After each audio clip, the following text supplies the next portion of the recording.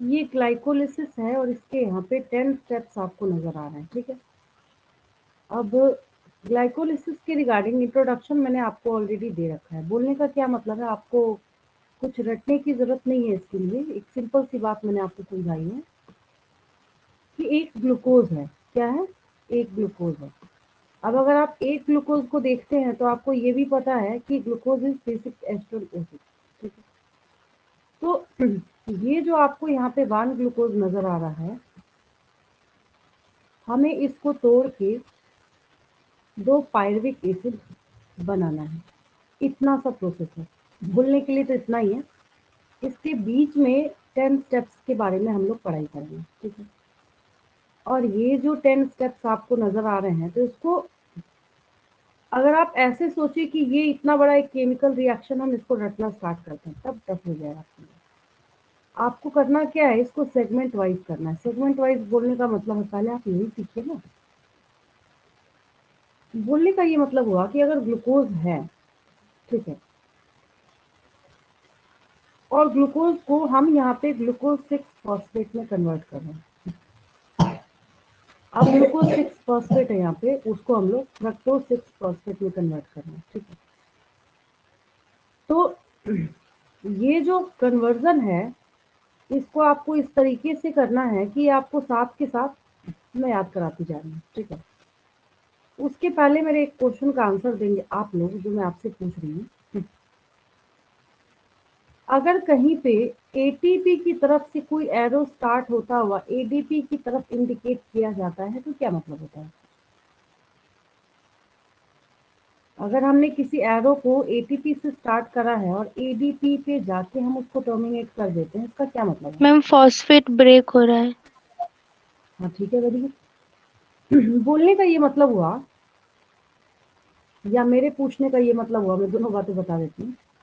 मेरे पूछने का ये मतलब था कि आप क्या समझ रहे थे, या एटीपी बन रहा है या एटीपी इस्तेमाल हो रहा है? उसका मैम आंसर ये है यूज हो कि रहा है। हाँ, एटीपी यहाँ पे इस्तेमाल हो रहा है। हम यहाँ पे एटीपी को यूज कर रहे हैं किस चीज के लिए? एटीपी को हम यूज कर रहे हैं तो अभी फिलहाल इस प्रोसेस को कराने के लिए, जहाँ पे हमने बोला कि हम एटीपी को यूज करेंगे, और उसको यूज करने का मतलब उसके बॉन्ड एनर्जी को तोड़िए अगर आपको एनर्जी चाहिए उसको। तो बॉन्ड एनर्जी को अगर आप तोड़ेंगे तो बॉन्ड एनर्जी कैसे टूटेगा? तो बॉन्ड एनर्जी, एटीपी टूटा, फिर आपने लिया, उस एनर्जी का इस्तेमाल करके आपने किसी प्रोसेस को कराया। इवन आपकी बॉडी में भी, अगर मैं आपकी बॉडी में एग्जांपल दूं, तो आपकी बॉडी तक में, अगर आप, तो मैं बोल रही हूँ कि इस चीज को आपको नोट करना है। आप एक छोटा सा भी मूविंग वर्क करते हैं, मतलब आपकी बॉडी मूव कर रही है, उसका साफ सीधा सा ये मतलब है कि आप अपनी बॉडी में एटीपी का इस्तेमाल कर रहे हैं, ठीक है। आपके पास लोकोमोशन एंड मूवमेंट चैप्टर है आपकी बुक में, उसमें एक डायग्राम बना हुआ है आपके, जहाँ पे एक साइकिल बना हुआ है। उस साइकिल में आपको मसल कॉन्ट्रैक्शन दिखाया हुआ है। मसल कॉन्ट्रैक्शन जो दिखाया है, तो उसको जब आप ध्यान से देखेंगे तो मसल कॉन्ट्रैक्शन के फेनोमेना में आपको कुछ और समझ आए या नहीं आए, लेकिन आपको इतनी बात जरूर समझ आएगी कि आपको वहां पे क्या बताया जा रहा है। ये सिखाया जा रहा है कि इस प्रोसेस में या फेनोमेना में एटीपी का इस्तेमाल किया जा रहा है, इतना जरूर दिखेगा आपको, ठीक है। मैं इसकी बात कर रही हूँ, आपको ऐसे हवा में समझ नहीं आ रहा होगा। ये देखिए,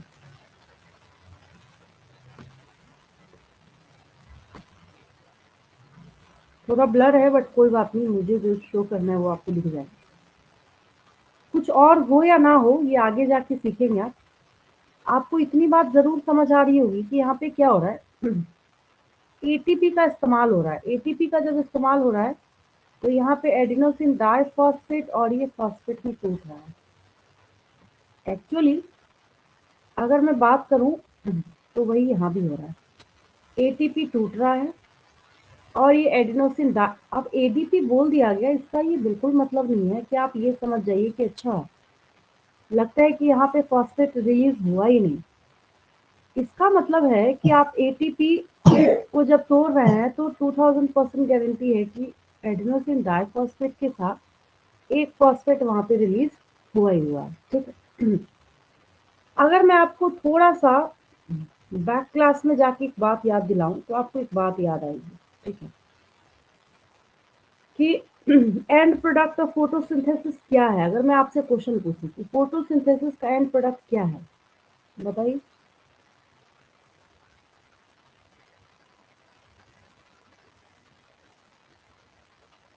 फोटोसिंथेसिस का एंड प्रोडक्ट क्या है? क्या बनाया आपने फोटोसिंथेसिस से? मैम लाइट रिएक्शन और डार्क रिएक्शन। ऐसे अगर ओवरऑल आपसे पूछा जाए कि what is the product of photosynthesis, ma'am glucose. Glucose ATP बस बस एनएडीएच। यही सुनना चाह रही हूँ मैं, ग्लूकोज। मतलब आपको पता है कि फोटोसिंथेसिस आपने कराया तो प्लांट बेचारा जो इतनी मेहनत मशक्कत कर रहा है, ये बात तो सही है। लाइट रिएक्शन बोला जाए तो एटीपी और एनएडीपीएच बोलेंगे, और डार्क रिएक्शन बोला जाए तो शुगर बोलेंगे, ठीक है, वो सही है। लेकिन अगर ओवरऑल मतलब बचपन में जब आप पढ़ते थे, कोई आपसे पूछता था कि फोटोसिंथेसिस का प्रोडक्ट क्या है, तो आप वहां पे एक ही आंसर देते थे। आप कहते थे कि जो फोटोसिंथेसिस का प्रोसेस होता है, पहली बात तो ऑक्सीजन लिबरेट होगा और वहां पे ग्लूकोज भी बनता है, ठीक है। अब ये जो एंड प्रोडक्ट है फोटोसिंथेसिस का, तो ये खाली नहीं बैठा रहेगा, ये क्या करता है, अपने स्टोरेज का काम करता है। ठीक उसी तरह से जैसे आपकी बॉडी में आपने किसी चीज को खाया, कंज्यूम किया, तो आपने एनर्जी तो ले लिया, लेकिन एनर्जी लेने के साथ साथ आपने एक और काम किया, पता है क्या? एनर्जी लेने के साथ साथ आपने उसको स्टोर भी किया थोड़ा सा। आपने ये सोच के स्टोर किया कि हम इसको रिजर्व फूड के तौर पे बना के स्टोर करके रखते हैं। अगर हम इसको रिजर्व फूड के तौर पे बना के रखेंगे तो इमरजेंसी कंडीशन में हमारी ये मदद करेगा। ठीक उसी तरीके से प्लांट्स के पास कार्बोहाइड्रेट्स मतलब मोनोसैकेराइड जो है ये बना के रखते हैं। अब यहाँ पे सवाल ये उठता है कि ये ग्लूकोज इस प्लांट में आया कहाँ से? पहले तो ठीक है, आपने बोल दिया कि ये फोटोसिंथेसिस का प्रोडक्ट है, वो बात तो बिल्कुल सही है। लेकिन अब इसके पीछे एक और इनडायरेक्ट स्टोरी हिडन है। अगर आपसे ये भी पूछ लिया जाए कि चलो ठीक है, लेकिन जो ये स्टोरेज वाला काम कर रहा था तो उसमें से ग्लूकोज ये कहाँ से लेके आएगा? बायोमोलिक्यूल्स में मैंने आपको एक बात सिखाई थी। बात ये सिखाई थी कि अगर आप पॉलीसेकेराइड्स की पढ़ाई कर रहे हैं तो पॉलीसेकेराइड्स बोलने का सबसे पहली बात तो यही मतलब है कि पॉलीसेकेराइड मीन्स कि आपने वहां पे more than 2 molecules of glucose का अगर एग्जांपल ले तो उसको आपने जोड़ के रखा हुआ। मेरी जहां जिस बच्चे को बात समझ नहीं आएगी, इंस्टेंटली मुझे टोक देना। मैं बार बार रिपीट कर रही हूँ, ये जो 10 स्टेप का रिएक्शन आपको दिख रहा है तो मैं आपको याद कराने जा रही हूँ, मैं कुछ भी लिख नहीं रही हूँ। हर क्लास में मैं एक ही बात बोलती हूँ, लिखाने का काम आपके स्कूल में भी चलता होगा, कुछ बच्चे दूसरे इंस्टीट्यूट में पढ़ते होंगे, वहां पे भी सुबह से शाम तक आप लिखते हैं। बायो को टीचर्स जानते हैं, टीचर्स ने भी एक मिसनोमर फैला रखा है कि बायो तो लिखने वाला सब्जेक्ट है। दूसरे सब्जेक्ट के जो टीचर है उन्होंने कह रखा है बायो तो रट के हो जाती है। रटने का होता तो खुद ही डॉक्टर बन लेते, है ना? रट के नहीं होता, समझना पड़ता है, ठीक है। तो तभी मैं बोल रही हूँ कि जहाँ जिस वक्त जिस बच्चे को जो बात समझ नहीं आएगी इंस्टेंटली पूछ लेना। पता चला ये पूरा मैंने आपको ग्लाइकोलिसिस समझा दिया, समझाने के बाद एंड में बोल रहे हैं मैम एक बार फिर से शुरू से लेके अभी तक एक्सप्लेन कर दीजिएगा, तो वापस मैं वो पूरा 1.5 घंटा एक्सप्लेन तो नहीं कर सकती, आपको भी पता है। उससे बेटर ये है कि जब मैं आपको, ऐसे तो मैं 50 बार एक ही बात रिपीट करती हूँ, अगर एक छोटा सा टॉपिक कंप्लीट हुआ तो मैं आपको वेट करती हूँ, बार बार बोलती हूँ, कोई डाउट है तो पूछ सकते हो, उसके बाद ही मैं आगे बढ़ती हूँ, ठीक है। तो उस टाइम जैसे अभी मान लीजिए कुछ आया बीच में बोलते बोलते, तो आप उसको नोटबुक में नोट कर सकते हैं। फिर मैं जैसे ही बोलती हूँ कि आप यहाँ से कोई डाउट पूछ सकते हैं तो आप उसको पूछ सकते हैं, ठीक है। मैं तो खुद ही बोल ही रही हूँ, तो इसलिए मैंने वार्न कर दिया, क्योंकि 10 स्टेप का रिएक्शन, अब क्या पता किसी बच्चे मन में सोचा एक काम करते हैं, पहले पूरा समझाने देते हैं, उसके बाद इनको बोलेंगे फिर से समझाइए क्या समझाया आपने, ठीक है। वैसा काम नहीं करेंगे, वैसे भी मैं इसको फ्रेगमेंटेड फॉर्म में बताऊंगी, ठीक है। तो सवाल ये उठता है, जो ये ग्लूकोज है, तो मैंने अभी क्वेश्चन पूछा कि ये जो ग्लूकोज है इसका भी सोर्स क्या है। आपको याद है मैं एक दिन डाइसैकेराइड्स की पढ़ाई करा रही थी आपको बायोमोलिक्यूल्स में। डाइसैकेराइड बोलने यस का मैम। मतलब है क्या, जैसे मैम दोनों मोनोसैकेराइड्स। ठीक है।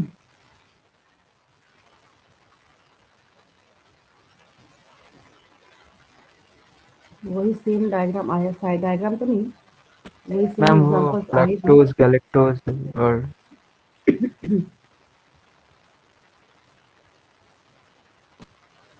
याद आया कुछ देख के? Yes ma'am. Yes ma'am.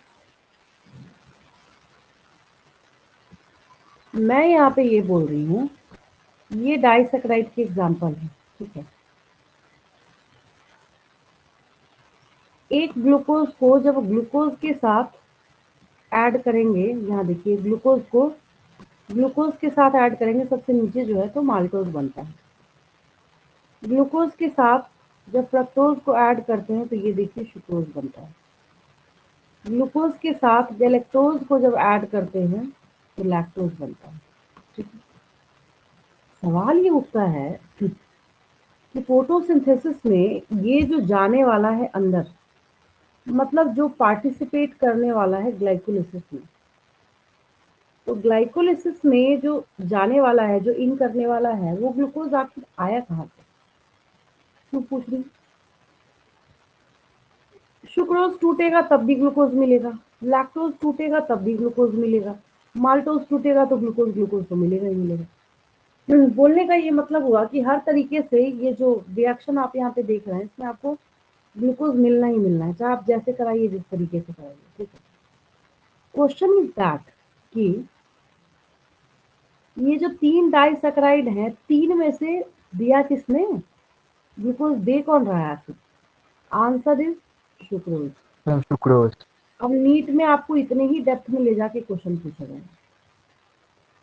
पूछा जाएगा आपसे कि which of the following is the source of glucose which is used in glycolysis. तो ग्लाइकोलिसिस में जो ग्लूकोज आपको मिलता है वो लैक्टोज वाला नहीं है, माल्टोज लैक्टोज तो खैर हो ही नहीं सकता।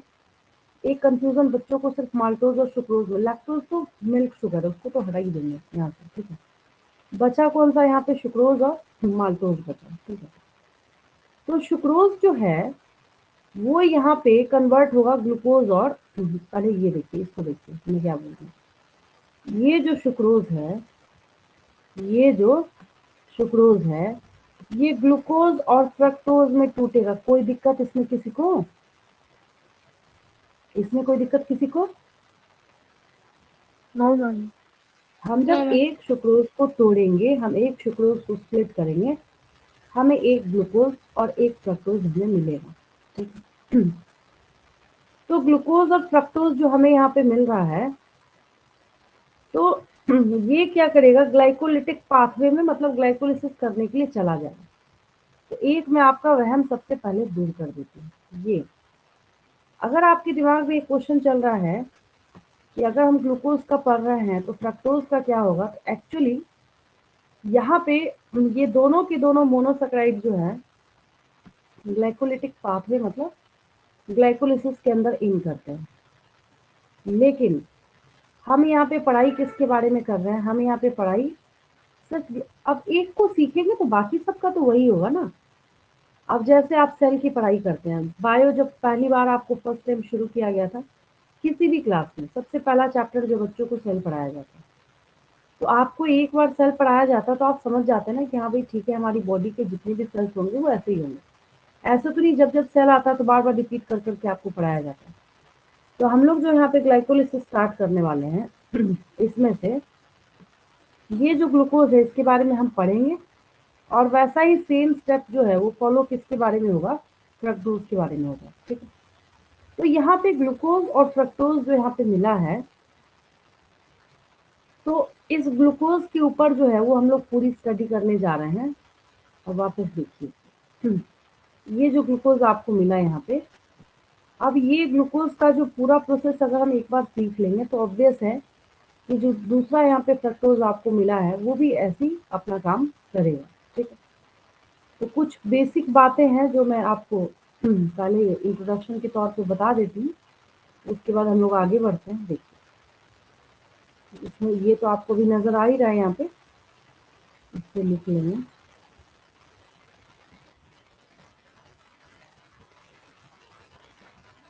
ये सामने रहेगा, तो अगर मैं कुछ लिख रही हूँ मुझे आपको बीच बीच में बताने और समझाने में आसानी पड़ेगी।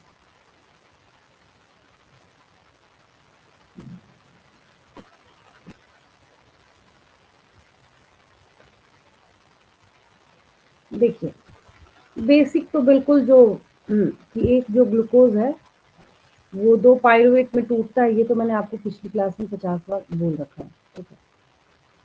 अब हम लोग यहाँ पे क्या स्टार्ट कर रहे हैं, जिससे मैंने आपको पूछा था और क्या स्टार्ट करी थी, वहाँ का नुस्खा आपको एक एक लाइन समझ आएगी। आपको उसकी टेंशन नहीं लेनी है, आपको टेंशन ये लेना है कि हम अभी क्लास में अगर बैठे हैं तो हम यहाँ से याद करते हैं, ठीक है।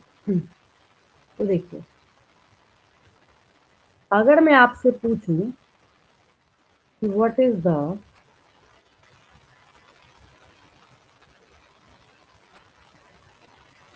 प्रोडक्ट ऑफ ऐसे ओवरऑल अगर पूछा जाए तो प्रोडक्ट ऑफ फोटोसिंथेसिस, ठीक है। तो फोटोसिंथेसिस का प्रोडक्ट क्या है, ग्लूकोज लिख लिया हमने। तो ग्लूकोज जब लिखा है तो ये जो ग्लूकोज है तो ग्लूकोज के बारे में भी स्पेशलिटी क्या है कि ये बहुत यूनिक है। अब भाई इतने वास्ट प्रोसेस के बाद और केल्विन साइकिल को 6 चक्कर घुमाने के बाद एक ग्लूकोज मिल रहा है, कोई छोटी बात तो है नहीं। याद आया, आपने केल्विन साइकिल को 6 चक्कर यस मैम। लगवाए तब जाके एक ग्लूकोज मॉलिक्यूल बना, ठीक है।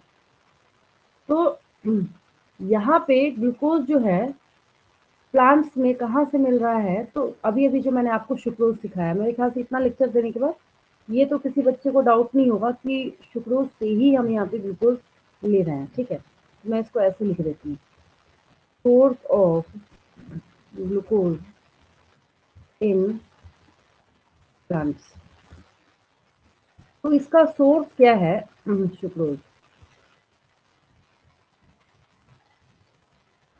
Not lactose not maltose. Source इसका क्या है, सुक्रोज है, याद रहेगा, ठीक है। तो सुक्रोज को हमने यहाँ पे इस्तेमाल किया है। Next point, sucrose is converted into, sucrose को तोड़ा था तो किस किस में कन्वर्ट हुआ था बताइए, glucose and fructose. Glucose 6। Glucose and, अभी तो फर्स्ट वाले की बात कर रहे हैं, ठीक है, फ्रक्टोज। अभी तो हम लोग सिर्फ सुक्रोज को तोड़ रहे हैं, ठीक है। तो सुक्रोज को तोड़ेंगे तो क्या मिलेगा आपको, ग्लूकोज और फ्रक्टोज मिलेगा यहाँ पे, ठीक है। अब ये जो ग्लूकोज और फ्रक्टोज आपको यहाँ पे मिला, उसके बाद ये जो मोनोसैकराइड है, दोनों के बारे में हम लोग बात कर रहे हैं। दीज मोनोसैकराइड्स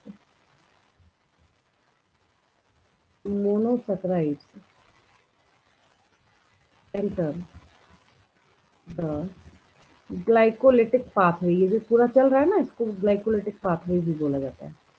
ग्लाइकोलिटिक पाथवे हो गया।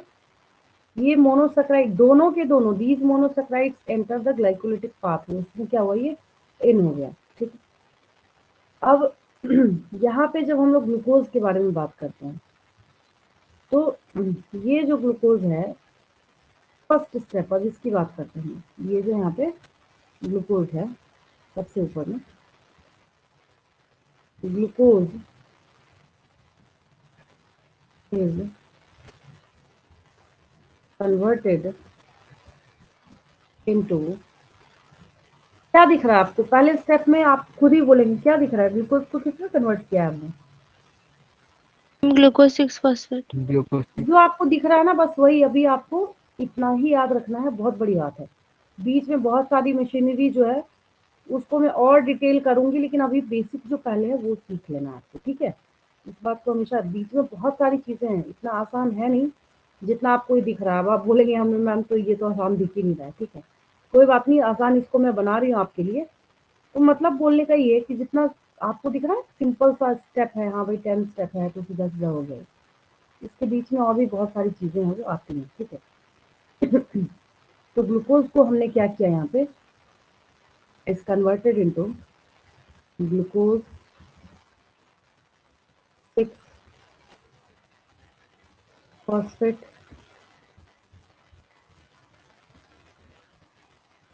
आपने क्या किया, ग्लूकोज 6 फॉस्फेट में यहाँ पे इसको कन्वर्ट कर दिया। लेकिन यहाँ 5 स्टार क्वेश्चन ये है कि which enzyme is involve in this process. तो glucose is converted ma'am into glucose 6 hexokinase. Phosphate, हाँ, बाय द एंजाइम हेक्सोकाइनेज। अब आपको एक कॉपी में काम क्या करना है तो समझिए ध्यान से जो मैं बोल रही हूँ, ठीक है। आपको काम ये करना है कि ये जो ग्लूकोज 6 फॉस्फेट है, पहला स्टेप जो आपके पास है, तो फर्स्ट स्टेप में मैं एक फ्रेश पेज लेके आपको बता रही हूँ, ठीक है। पहले आपको लिखना है ग्लूकोज,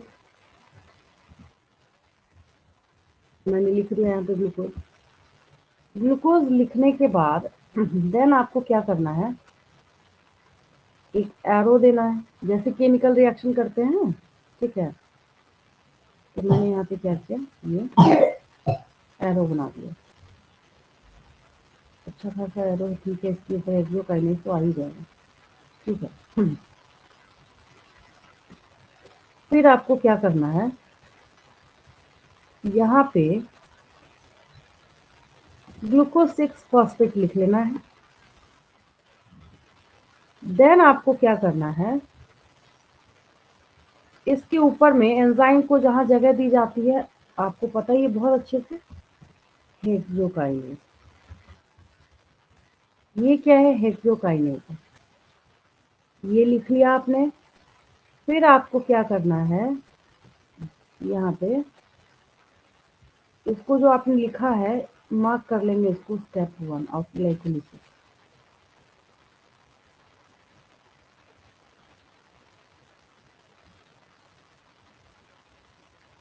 सब में मैं ऐसे करके लिखवा दूंगी जिससे आपको आसान हो जाएगा। ये हो गया आपका स्टेप 1, ग्लाइकोलिसिस तो पढ़ ही रहा, उस ग्लाइकोलिसिस क्या लिखा है ना, आप तो समझ ही रहे। ये कर लीजिए, पहले इतना कर लीजिए। अब बताइए, इतने के लिए मैं पूछ रही, कोई डाउट है किसी को? Glucose no ma'am. एक 6 कार्बन प्रोडक्ट है, इसके पास से, हाँ, इसके पास भी 6 कार्बन है। इसके बारे में जो हम लोग बात करते हैं,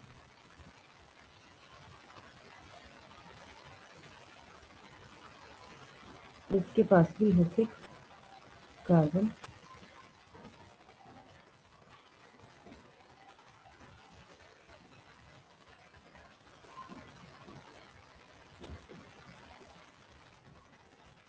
ठीक है, ये लिखना जरूरी हो जाता है क्योंकि फाइनली हमें शो क्या करना है कि एंड प्रोडक्ट में जो 6 कार्बन वाला था उसको हमने किस में कन्वर्ट कर दिया है, 3 कार्बन वाले 2 मॉलिक्यूल्स में हमने कन्वर्ट कर दिया है। ये बताने के लिए थोड़ा सा जरूरी हो जाता है, ठीक है। लिखने में कुछ जाता नहीं है। वॉइस उधर से स्प्लिट होके आ रही है, क्या बोल रहा है, फिर से बोलना। मैम एक बार स्क्रीन स्विच कर दीजिए। प्रीवियस पेज बोल रहे हैं? Yes ma'am. अच्छा, हाँ वो तो कर ही रही हूँ, ये तो मैं ऐसे ही नोट लिख रही थी, ठीक है। चलिए, हम लोग तो इसी को कर रहे थे, बट मुझे याद आया कि जो मैंने ये स्टेप लिखा ना, इसको और आसान बनाया जा सकता है, ठीक है, तो इसलिए मैंने वो नोट कर दिया आपको। तो इसके नीचे आपके पास तो स्पेस अवेलेबल है, उसको नोट कर लेंगे। तो ये आपका क्या हो गया, स्टेप 1 ऑफ ग्लाइकोलिसिस हो गया।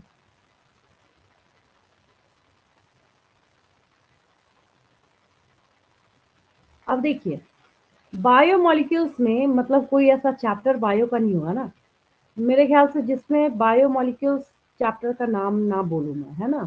पहले भी आपने सुना होगा, पहले जब पढ़ाती थी तो बार बार आप एक ही सेंटेंस सुनते थे मेरे से, बायोमोलिक्यूल्स में पढ़ेंगे, बायोमोलिक्यूल्स में पढ़ेंगे। अब जब मैंने आपको पढ़ा दिया है तो हर चैप्टर में हमेशा रह रहे कि फ्रिक्वेंटली कई टॉपिक्स में आप एक ही बात सुनेंगे, बायोमोलिक्यूल में आपने पढ़ा है, ठीक है। जिन बच्चों को नहीं याद, बायोमोलिक्यूल्स चैप्टर के बिल्कुल लास्ट सेक्शन में जाएंगे जहाँ पे आपने nomenclature and classification of enzymes पढ़ा है, ठीक है। बहुत आसान है, ये दूसरा वाला जो स्टेप है जहाँ पे हम ग्लूकोज 6 फॉस्फेट को फ्रक्टोज 6 फॉस्फेट में कन्वर्ट करने जा रहे हैं, इसकी बात मैं बता दी आपको, ठीक है। तो उसको जब आप निकाल के देखेंगे उस चैप्टर में बायोमोलिक्यूल्स में, तो आप देखिए आइसोमरेजेस उसमें क्या लिखा है, पढ़ के बताइए मुझे उधर से। आइसोमरेजेस में मिला? बायोमोलिक्यूल्स जब आप देखेंगे तो आइसोमरेजेस में क्या लिखा है, देखिए। Isomerases are the specific type of enzymes which are responsible for interconversion of one isomer into another isomer. Isomerism का मतलब है कि दोनों का फॉर्मूला सेम होगा, थोड़ा सा स्ट्रक्चर जो है वैरी करेगा। क्या बोलने का मतलब है? बोलने का ये मतलब हुआ कि अभी अभी मैंने आपको ये सारे एग्जाम्पल सिखाए। ये सुक्रोज है, जैसे सुक्रोज तो अभी रहने दीजिए, इससे भी और अगर बेसिक लेवल पे जाऊं मैं तो आपको मैंने सिखा रखा है कि glucose is C6H12O6, fructose is C6H12O6, galactose is C6H12O6। इसका मतलब है कि फर्क कहाँ आ रहा है, तो फर्क देखिए सबके यहाँ पे स्ट्रक्चर में आ रहा है। तो ये आइसोमर्स हो गए। क्या हो गए? ये आइसोमर्स हो गए। अब मैंने आपको इतनी कहानी क्यों सुनाई? तो कहानी सुनाने का रीजन ये है ताकि आपको ये याद हो जाए हमेशा के लिए कि ये जो दूसरा स्टेप आपको यहाँ पे दिख रहा है, जहाँ पे हम ग्लूकोज 6 फॉस्फेट को फ्रक्टोज 6 फॉस्फेट में कन्वर्ट करेंगे, उसमें जो एंजाइम लगा है और उसमें जो एंजाइम आपको लगाना है वो आइसोमरेजेस है। कौन है? आइसोमरेजेस है। तो बोलने का क्या मतलब हुआ, एक तो स्टेप 1 हुआ, फर्स्ट वाला जो आपने देखा। और हाँ, इसको लिखते वक्त हम एक बात और यहाँ पे लिख सकते हैं कि यहाँ पे यूटिलाइजेशन ऑफ एटीपी हुआ। फर्स्ट वाले स्टेप की बात करी मैं, पहला वाला जो ग्लूकोज 6 फॉस्फेट में। लिख दीजिए, कोई दिक्कत नहीं, लिखने में कुछ नहीं जा रहा, ठीक है। स्टेप 2 के लिए दूसरा ही पेज ले लेंगे, तो यहाँ लिख दीजिए।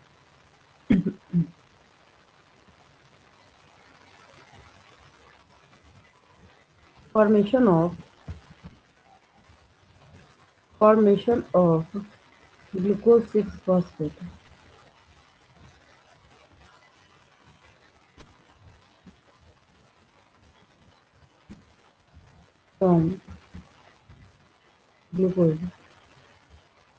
फ्रॉम ग्लूकोज क्या करेगा? ये यूटिलाइजेस एटीपी।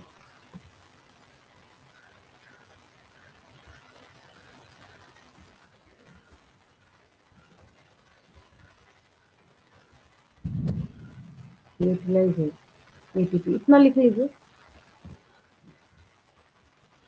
ये एटीपी को यूटिलाइज करेगा, एटीपी को यूज करेगा, इस्तेमाल कर रहा है, बन नहीं रहा है। यहाँ पर हम बना नहीं रहे हैं। एटीपी का अगर कहीं भी जिक्र किया जाता है, इसके बारे में दो ही बातें हो सकती है। पहली बात तो ये सीखने वाली होती है क्या ये बन रहा है, दूसरी बात ये सीखने वाली होती है अगर नहीं बन रहा तो कर क्या रहा है, नहीं बन रहा तो इस्तेमाल किया जाएगा। किस काम में इस्तेमाल किया जा रहा है? यहाँ पे हमने जो ग्लूकोज 6 फॉस्फेट बनाया है ग्लूकोज से, तो यहाँ पे क्या हो रहा है, एटीपी को हम यूटिलाइज कर रहे हैं, ठीक है।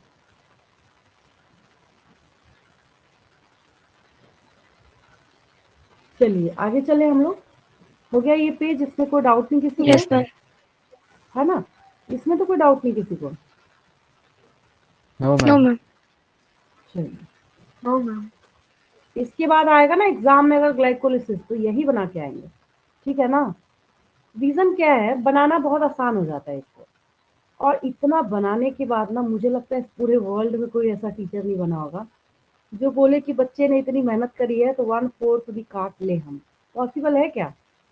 खुद सोच के देखिए। लिखना बहुत आसान है, समय नहीं जाता इसको लिखने में।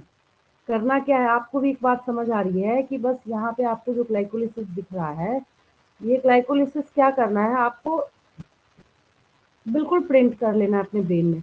इसको प्रिंट करने के बाद ये आपने बनाया सबके बारे में। मैं एक बात बोल रही हूँ, मरे से मरा भी एक पॉइंट लिखेंगे तो 10 स्टेप है तो 10 पॉइंट हुआ या नहीं हुआ।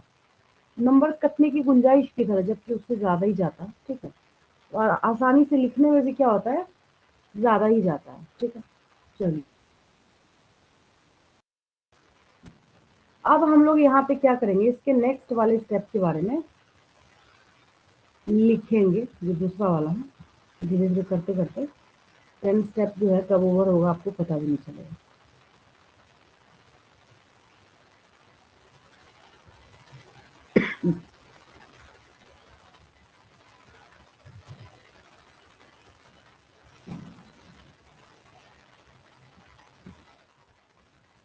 देखिए सेकेंड वाले स्टेप के बारे में बात कर रहा हूँ। Step 2,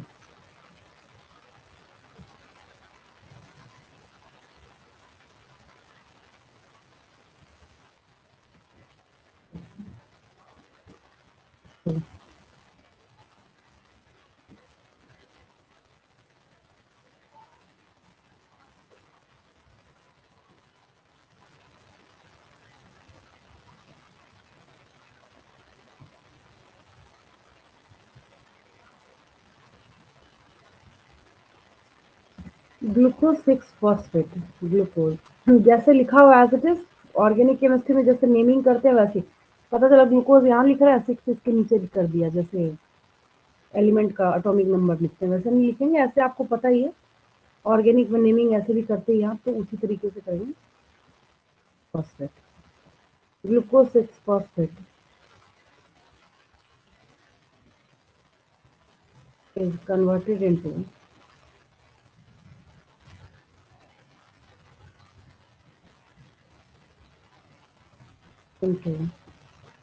fructose 6 phosphate, fructose 1,6-bis-phosphate। fructose 6 phosphate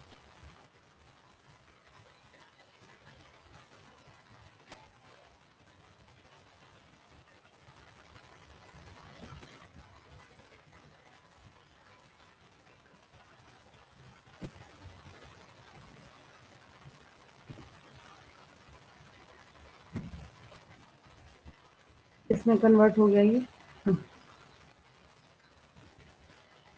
by the help of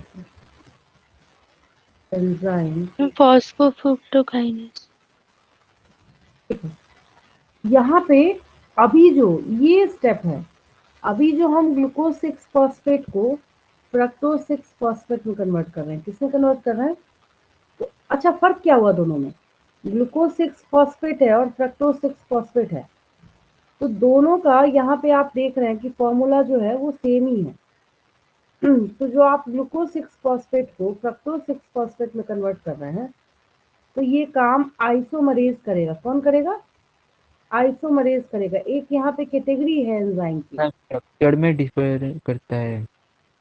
हाँ मतलब सिर्फ वहां पे क्या है, ग्लूकोज की बजाय, अब एक चीज देखिए ना, इसको देखिए, हमने यहाँ पे क्या लिखा है, ग्लूकोज है ये जो है, और दूसरा यहाँ पे क्या है, ये ग्लूकोज रहा और ये फ्रक्टोज है। तो सिर्फ यहाँ पे क्या हुआ है, ग्लूकोज की बजाय फ्रक्टोज आ गया है।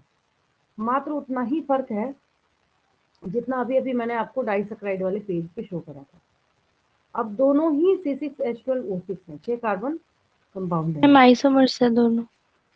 हाँ दोनों आइसोमर्स हैं, तो आइसोमर है तो इससे एंजाइम का नाम आपको रटना नहीं पड़ेगा। तो हम लोग यहाँ पे ये याद कर लेंगे कि ये जो एंजाइम यहाँ पे इन्वॉल्व हुआ है, उसमें हम लोग इस्तेमाल किसका कर रहे हैं, आइसोमरेजेस का इस्तेमाल कर रहे हैं। किसका इस्तेमाल कर रहे हैं, आइसोमरेज एंजाइम।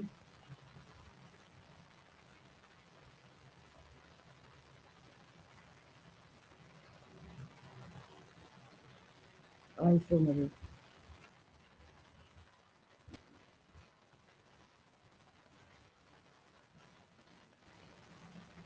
अब इसको जैसे आप लिखते थे वैसे उसी तरीके से वापस इसको लिखेंगे। जैसे आपने फर्स्ट वाले में रिप्रेजेंटेशन किया था ना, ठीक उसी तरह से।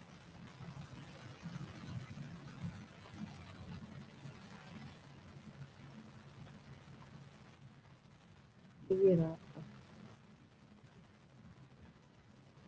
Glucose 6 phosphate, glucose 6 phosphate is converted into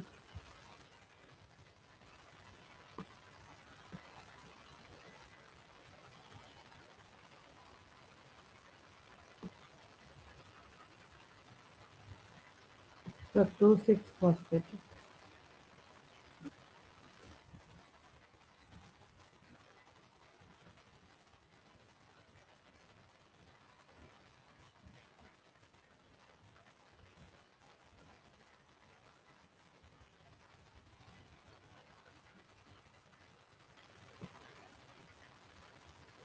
With the help of enzyme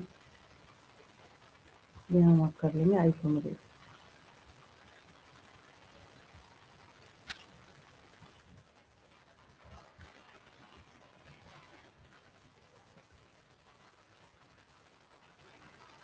enzyme आ गया यहाँ पे आइसोमरेज।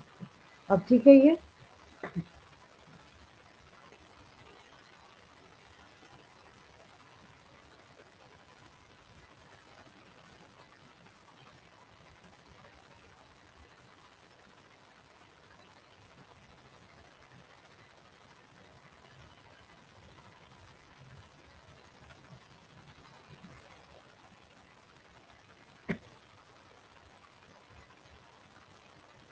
इसमें कोई दिक्कत किसी को क्लियर है ये? Yes ma'am. Yes ma'am. चलिए। अब यहाँ पे हमने क्या किया, फ्रक्टोज 6 फॉस्फेट जो है ये सेकेंड वाला हमने बना दिया। फ्रक्टोज 6 फॉस्फेट जब हमने बनाया तो फ्रक्टोज 6 फॉस्फेट को कन्वर्ट किस में होना है, फ्रक्टोज एक चीज और है, एक और ये देखिए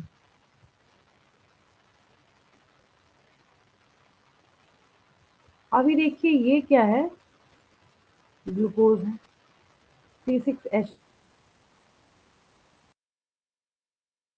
स्ट्रक्चर रिप्रेजेंटेशन। एटीपी को हमने यूटिलाइज तो यहाँ पे ग्लूकोज 6 फॉस्फेट बना है। क्या बना है? क्योंकि ग्लूकोज के छठे पोजीशन पे हमने फॉस्फेट को ऐड किया है। अगर और साधारण भाषा में मैं आपको बताऊं तो मैंने आपको लिखवाया है आइसोमरेज। क्या लिखवाया मैंने? आइसोमरेज। आप इसको फॉस्फोग्लूकोज आइसोमरेज भी कह सकते हैं, ठीक है। अब इसको हमने ग्लूकोज 6 फॉस्फेट को जो फ्रक्टोज 6 फॉस्फेट में हमने कन्वर्ट कराया है तो उसके लिए आपने आइसोमरेज लिखा था।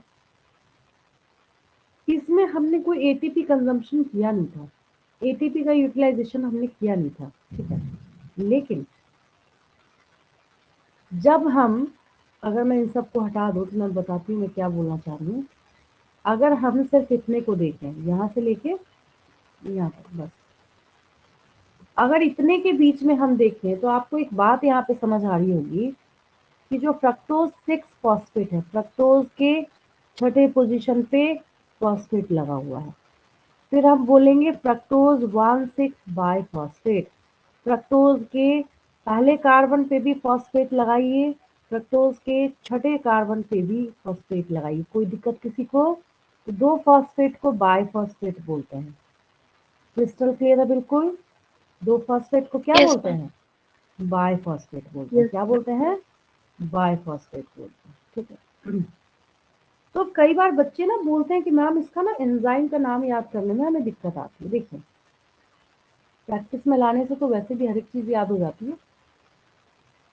पहली चीज ये है कि पहले जो एक फॉस्फेट था तो हम यहाँ पे दो फॉस्फेट करने जा रहे हैं। एक फॉस्फेट कहाँ, फ्रक्टोज 6 फॉस्फेट के पास एक फॉस्फेट है, कहाँ फ्रक्टोज 1,6 बाई फॉस्फेट के पास दो फॉस्फेट है। तो याद रखेंगे कि एंजाइम का नाम हम फॉस्फो से स्टार्ट करते हैं, फॉस्फो फ्रक्टोकाइनेज। फ्रक्टोज है तो फ्रक्टोज का यहाँ पे फ्रक्टो आएगा, कई लोग इसको फ्रुक्टोज भी पढ़ते हैं, कोई दिक्कत नहीं है, स्पेलिंग नहीं बदल जानी, ठीक है। तो ये फॉस्फोफ्रक्टोकाइनेज हो जाएगा। क्या हो जाएगा? ये फॉस्फोफ्रक्टोकाइनेज हो जाएगा। बोलने का क्या मतलब हुआ, स्टेटमेंट आप क्या बना, मैंने क्या बोला अभी आपको, मैंने बोला कि इसको एक बार याद करके जाइए, उसके बाद जिंदगी भर प्रे कीजिएगा यही क्वेश्चन आए एग्जाम में, क्योंकि नंबर तो 1/4 भी नहीं काट सकते थे।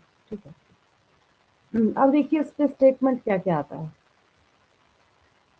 During this step of glycolysis fructose 6-phosphate is converted into fructose 1,6-biphosphate with the help of enzyme phosphofructokinase। इसी का next point, during this step ATP is utilise. हम एटीपी का यहाँ पे इस्तेमाल करने जा रहे हैं। क्या करने जा रहे हैं हम लोग? यहाँ पे एटीपी का इस्तेमाल करने जा रहे हैं। इसमें कोई दिक्कत किसी को, जो मैंने बोला अभी तक नेक्स्ट स्टेप में? No ma'am. No ma'am. No crystal clear है बिल्कुल? ठीक है, यस मैम। चलिए आगे बढ़ते हैं। देखिए मैं यही बोल रही थी, बट इसने और सिंप्लीफाई कर दिया आपके लिए। तो ये जो है, यानी फ्रक्टोज 6-फॉस्फेट को जो हमने फ्रक्टोज 1,6-बाइफॉस्फेट में कन्वर्ट किया है, उसके बारे में हम पढ़ाई कर रहे हैं। एक और चीज, क्योंकि अभी आप पढ़ रहे हैं तो लगे हाथ अभी के अभी आप देख लीजिए, क्या इन दोनों स्टेप को छोड़ के किसी और स्टेप में एटीपी का यूज किया जा रहा है क्या? No ma'am.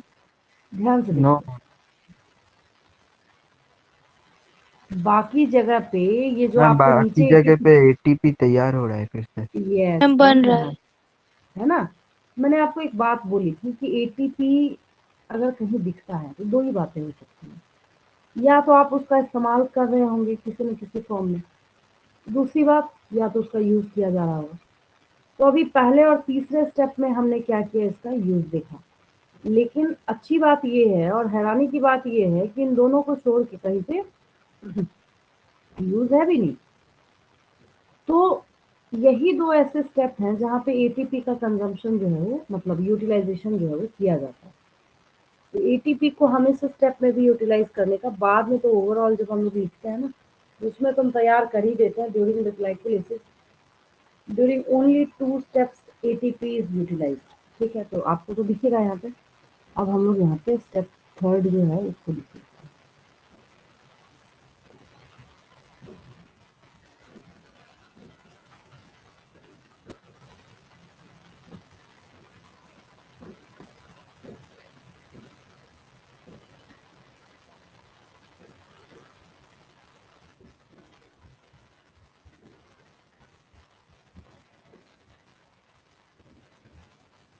क्या लिखना है?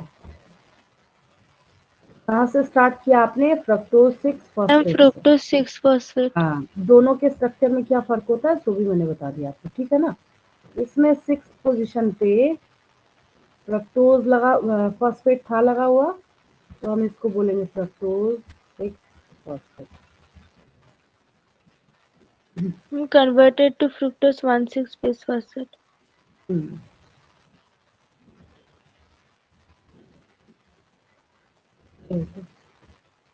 कन्वर्टेड इनटू, अब इसको हम कन्वर्ट कर रहे हैं, ये तो है ना लिखा हुआ, इसमें 1,6 लगा देंगे बीच में।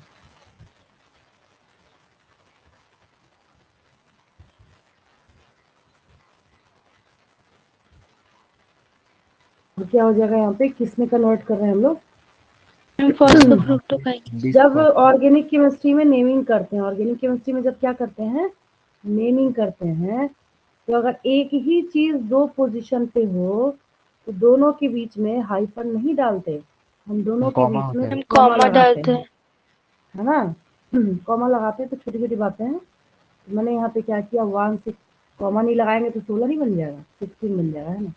हाइफन नहीं डालते हम लोग, कॉमा लगाते हैं बीच में। ठीक है, 1,6 और ये 2 फॉस्फेट हो गया ना, एक पहले पोजीशन पे एक छठे पोजीशन पे, तो हम इसको बाय कर देंगे, तो ये बाय फॉस्फेट हो गया। ठीक है, सब का सब 6-6 कार्बन वाला भी चल रहा है, और लिखना मस्ट है, सब में लिखेंगे। अब यही सेम है। हाँ, एंजाइम रह गया मैम वो बिस्फॉस्फेट है। है। क्या बोल रहे हैं? मैम मैम बिस्फॉस्फेट है। बिस्फॉस्फेट होगा। देखिए ये जो आपको दिख रहा है ना यहाँ पे दिस फॉस्फेट लिखा हुआ, ये भी ठीक है, बाई फॉस्फेट भी ठीक है। चलिए by the help of enzyme, by the help of enzyme, enzyme का नाम क्या सिखाया मैंने आपको? फॉस्फोफ्रुक्टोकाइनेस। कैसे लिखेंगे? फॉस्फोफ्रुक्टोकाइनेस। एक फॉस्फेट से दो फॉस्फेट में हमने किया, उससे हम फॉस्फो याद रखते हैं। By the help of enzyme phospho, और एंजाइम की पहचान क्या है कि हम उसके नेम में ना एज लगाते हैं। क्या लगाते हैं हम उसके नेम में? जब भी कोई एंजाइम का नेम आपको कहीं पे लिखना हो तो हम क्या करते हैं, उसमें एज लगाते हैं उसके नाम में, ठीक है। अब देखिए यहाँ से ना स्टोरी पलट जाएगी। पलट जाएगी बोलने का क्या मतलब है कि यहाँ पे ना अब क्या होगा, छह छह कार्बन अभी तक तो चल रहा था, वहां तक तो ठीक है, यहाँ तक तो कोई दिक्कत है नहीं। मतलब ये बोलने का हुआ कि अगर हम इसको लिखें इस वे में तो इसको कैसे कर सकते हैं हम,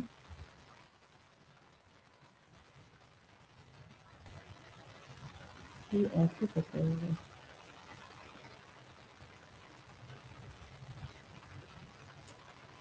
अगर हम इसका रिप्रेजेंटेशन कर दें, ठीक है, लिखा हुआ जो भी मैंने लिखा फ्रक्टोज 6 फॉस्फेट, यहाँ पे मैं एरो डाल देती हूँ, ठीक है। जो लिखा था नोट कर दिया सारे बच्चे ने? मेरा लिखा हुआ नोट कर लिया?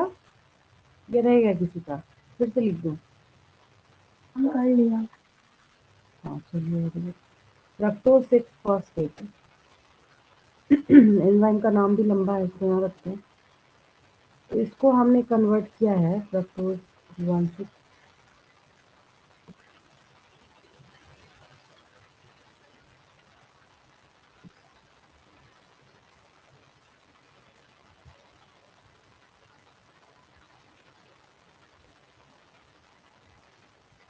converted into fructose 1,6 1,6।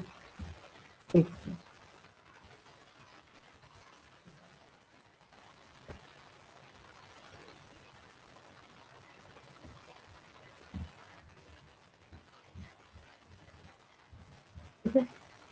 और इसके लिए जो हमने एंजाइम लगाया है, एंजाइम का नाम हो जाएगा फॉस्फोफ्रक्टोकाइनेज।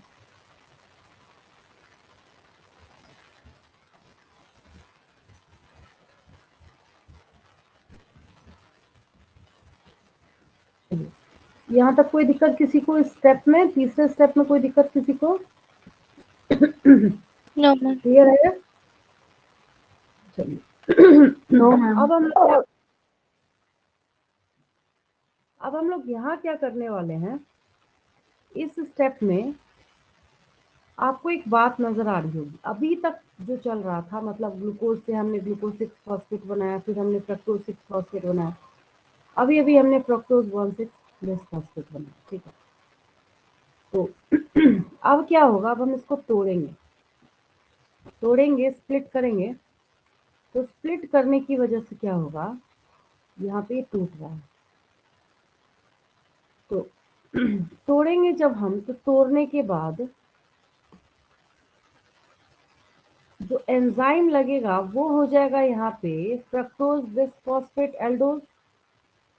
अब ये क्या करेगा, आपकी बुक में अभी भी मैं आपको शो कर रही हूँ, वहां भी सेम चीजें ही हैं। उसमें क्या है एक आपने बनाया यहाँ पे ट्रायोस फॉस्फेट, एक आपने क्या बनाया, ट्रायोस फॉस्फेट बनाया। और मतलब दोनों के दोनों ट्रायोस फॉस्फेट है, मतलब 3 कार्बन है। ट्रायोस फॉस्फेट मतलब 3 कार्बन वाला हो गया। देखिए कार्बन क्या है, इसके पास 3 है तो हो गया ट्रायोस, और फॉस्फेट एक फॉस्फेट लगाया तो हमने लिखा फॉस्फेट यहाँ पे। तो ये जो है इसको हम लोग कहते हैं डाई हाइड्रोक्सी एसीटोन फॉस्फेट। क्या कहते हैं इसको? शॉर्ट में DHAP बोला जाता है।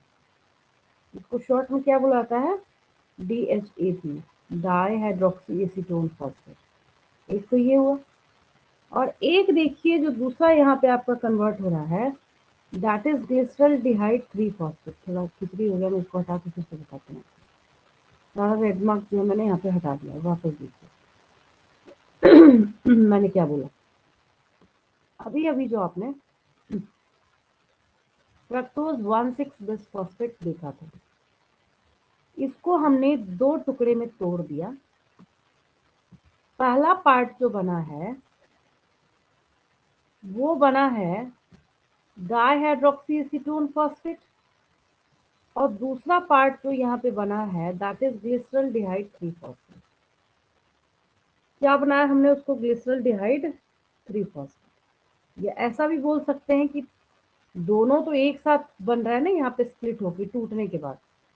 तो ये जो आपके डाइहाइड्रोक्सीएसीटोन फॉस्फेट है और ग्लिसरॉल्डिहाइड 3-फॉस्फेट है, ये यहाँ पे देखिए लिखा हुआ है ट्रायोस फॉस्फेट आइसोमरेज, मतलब ये दोनों आइसोमर्स है। ध्यान से देखिए तो सही में आइसोमर्स है दोनों, दोनों के दोनों क्या है, दोनों के दोनों आइसोमर्स है।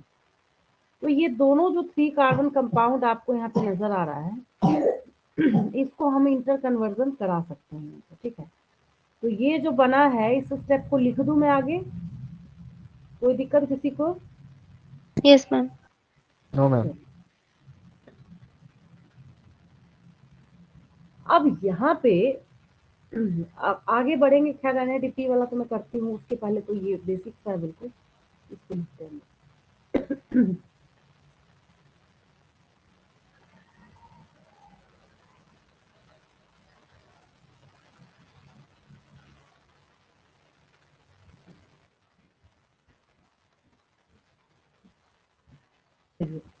नेक्स्ट स्टेप में हम लोग लिखते हैं, यहाँ पर आपको जो दिख रहा है वो आपको यहाँ पे मार्क कर लेना है।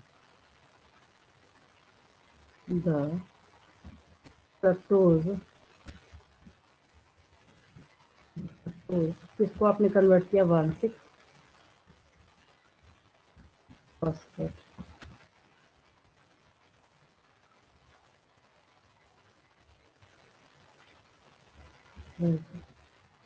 स्प्लिट मतलब टूटना, स्प्लिट हो गया, टूट गया यहाँ से, स्प्लिट इनटू। अब इसके बाद क्या करेंगे, हम नंबर डाल देंगे। मैम पहला नंबर, ग्लिसरॉल्डिहाइड 3-फॉस्फेट। हाँ, first number that is 3, phosphor,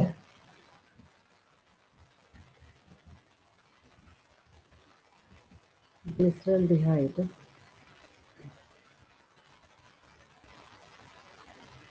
इसको हम लोग कहते हैं 3 PG। 32, हाँ।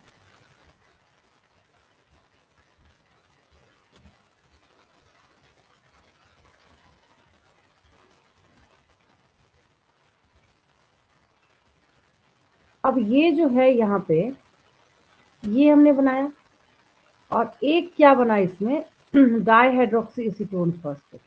यहाँ पे ऐसा लग रहा है कि 1,3 मैंने लिख दिया। Ma'am DHAP। हाँ, इसको मैं यहाँ पे क्लोज कर देती हूँ।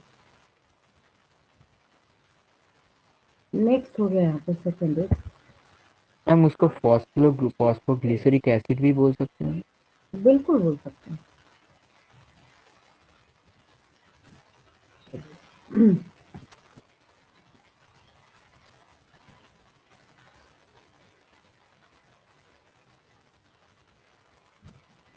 डाइहाइड्रोक्सी एसीटोन फॉस्फेट,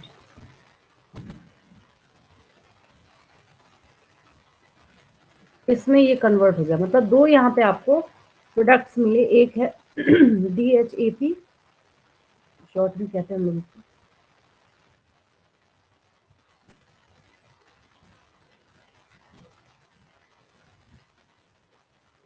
यहाँ तक ना थोड़ा ध्यान से देखिए, ठीक है, इसके बाद के पार्ट में कोई दम है नहीं, बस इतना जो है ना ये आपको याद करके रखना है, इसको आपको समझना भी है, याद भी करना है, इसको ध्यान से देख लीजिएगा।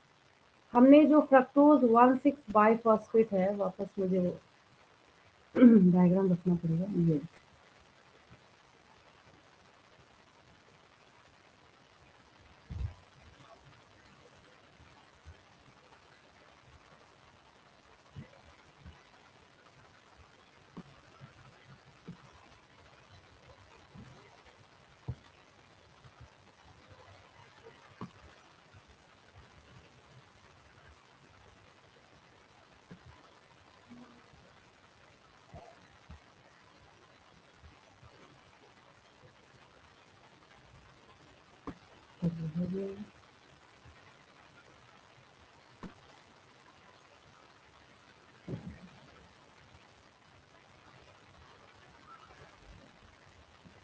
इसकी बात नहीं करेंगे। देखिए रहता है ना थोड़ा सा, आपको समझने में भी आसानी होती है, ऐसा लगेगा मैं हुआ मेरे करना कुछ नहीं, आपको वापस सेम वही बात मैं फिर से रिपीट कर रही हूँ। आपको दिखाना यहाँ पे कि फ्रक्टोज 1,6 बिसफॉस्फेट जो है यहाँ पे, उसको हमने क्या किया है, 3 फॉस्फोग्लिसरल्डिहाइड या फिर ग्लिसरल्डिहाइड 3 फॉस्फेट में हमने यहाँ पे इसको तोड़ा है, और दूसरा हमने किसमें तोड़ा है इसको, dihydroxy acetone phosphate, dihydroxy acetone phosphate, इसमें हमने इसको ब्रेक डाउन किया है। ठीक है, तो एक और चीज आपको यहाँ पे समझना है कि ये जो टूट गया, तो अब हम यहाँ पे क्या करेंगे, अब आगे जब हम प्रोसेस इसमें से देखना, मतलब ग्लिसरल्डिहाइड 3 फॉस्फेट जो है, इसमें आगे का जब हम प्रोसेस देखना स्टार्ट करेंगे, तो ये जो ट्रायोस फॉस्फेट है ना, अब ट्रायोस फॉस्फेट कैसे, हमने फ्रक्टोज 6 फॉस्फेट को फ्रक्टोज 1,6 बिसफॉस्फेट किया था, ठीक उसी तरीके से यहाँ पे जो ट्रायोस फॉस्फेट है, तो हम यहाँ पे क्या करेंगे, ट्रायोस बिसफॉस्फेट जो है उसमें भी हम 1,3 बिसफॉस्फोग्लिसरिक एसिड या फिर फॉस्फेट कर देंगे यहाँ पे। तो ये जो आप कर रहे हैं, तो ये यहाँ पे कितने मॉलिक्यूल्स हैं, इसके 2 मॉलिक्यूल्स हैं। कितने हैं, 2 मॉलिक्यूल्स हैं, एक ये है और एक ये है। तो अगर हम यहाँ पे ऐसा कर दें कि 2 इंटू ट्रायोस बिसफॉस्फेट, तो बात तो एक ही है, हमने वहां पे उसको क्या किया है, 2 से मल्टीप्लाई कर दिया। ठीक है, इस वाले स्टेप में आपको लिखना पड़ेगा क्या, पता है क्या आपको, मैंने 13 चैप्टर जो है photosynthesis in higher plant, NADH2 is formed. हाँ, तो बहुत उसमें भी आपने सीखा है, और ये देख के कोई भी बच्चा जवाब दे सकता है। In this step NAD plus is reduced into NADH, क्योंकि आप किसी चीज में जब हाइड्रोजन को ऐड करते हैं तो उसका रिडक्शन होता है। क्या होता है उसका, रिडक्शन होता है। मेरी बात समझ आई, ठीक है, क्लियर है मैम बिल्कुल। स्टेप 4 का एंजाइम हाँ, इसका एंजाइम लिख लीजिए, देखिए ट्रायोस फॉस्फेट आइसोमर. हाँ, लेकिन ट्रायोस फॉस्फेट आइसोमरेज कहाँ पे यूज होगा, देखिए दोनों में फर्क है। यहाँ 2 एंजाइम 2 जगह पे हम लिखेंगे, एक है एंजाइम का नाम आपका, तो अगर आपको इस डाईहाइड्रोक्सी एसीटोन फॉस्फेट को ग्लिसरल्डिहाइड 3 फॉस्फेट, इन दोनों को आपस में इंटर कन्वर्जन कराना है, तब आपका लगेगा triose phosphate isomerase. Triose phosphate तो है ही है ना, इसमें लिखना क्या है, आइसोमरेज लगा देना है बस। लेकिन शुरू में जो आपने जो स्प्लिटिंग वाला वर्क किया है, उसमें आपका लगेगा फ्रक्टोज बिसफॉस्फेट एल्डोज, एल्डोलेज भी कहते हैं कई लोग इसको। तो यहाँ पे आपका एंजाइम लगेगा फ्रक्टोज बिसफॉस्फेट एल्डोज। ठीक है, तो इसमें लिख लीजिए यहाँ पे।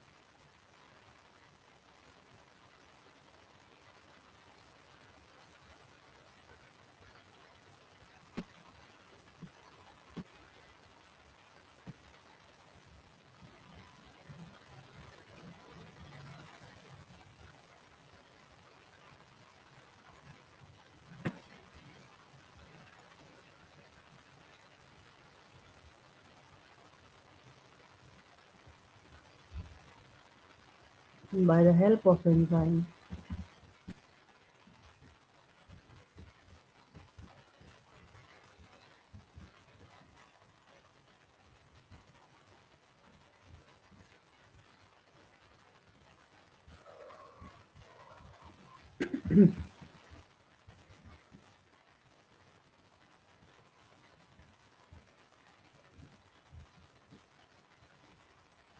यहाँ पे इस वाले देखिए, इस पार्ट पे अगर आप बुक में मार्क कर रहे हैं तो इस एरो पे करिए। और अगर आपको दूसरा भी लिखना है, तो ट्रायोस फॉस्फेट तो है ही है ना, तो ट्रायोस फॉस्फेट आइसोमरेज हो जाएगा ये। एक और मैं आगे ऐड कर देती हूँ,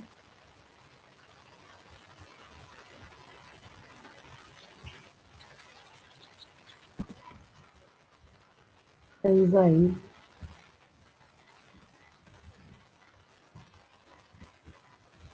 use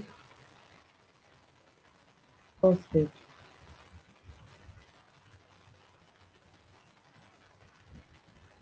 is responsible for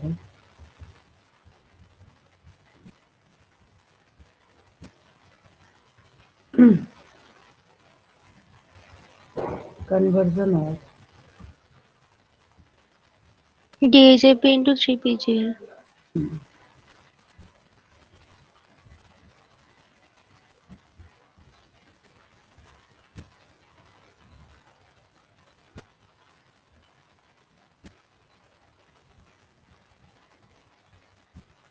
हो गया ये वो इंटर कन्वर्जन के लिए वहां पे responsible.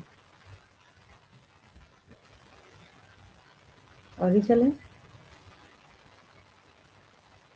Yes, ma'am.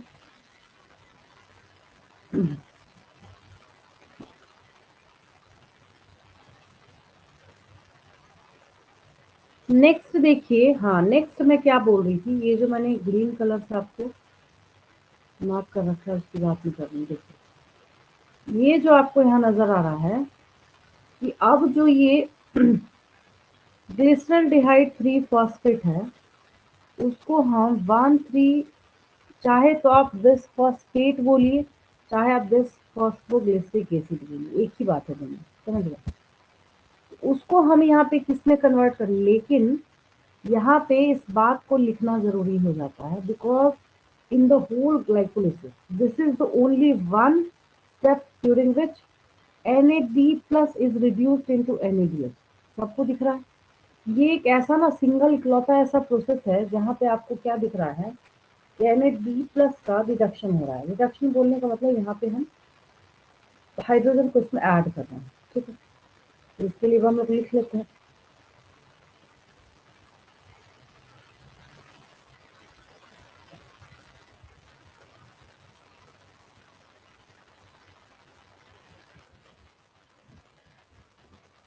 Next step में हम लोग लिखते हैं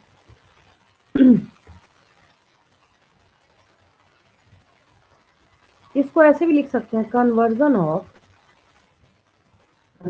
ऑफ क्या किसमें कन्वर्ट हो रहा है, तो आपको यहाँ पे दिख रहा है ग्लिसरॉल्डिहाइड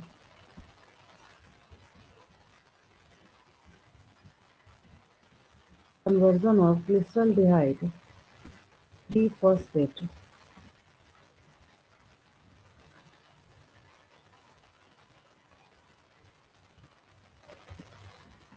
into 1,3 लगा देंगे, अब पहले पोजीशन पे भी जाएगा और तीसरे पोजीशन पे भी जाएगा into 1,3 this phosphoglyceric acid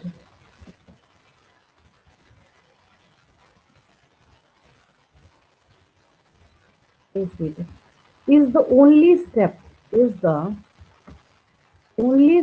during glycolysis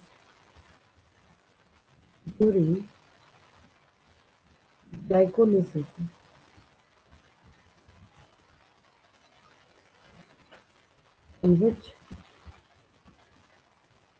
NAD plus is reduced into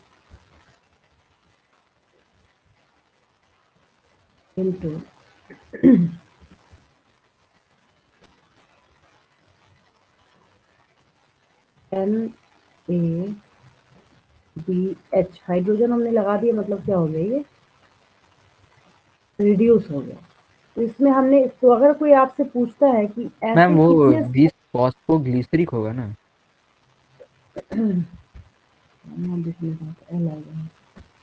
ठीक है, तो अगर कोई आपसे पूछता है कि कितने ऐसे स्टेप होंगे जिसमें हम क्या करेंगे, NAD का रिडक्शन करेंगे, तो NAD प्लस का रिडक्शन कितने स्टेप में हो रहा है, यहाँ पे ओनली 1 स्टेप में हो रहा है। सिंगल एक ऐसा स्टेप है जहाँ पे आप क्या कर रहे हैं, इसको रिड्यूस करा रहे हैं, ठीक है।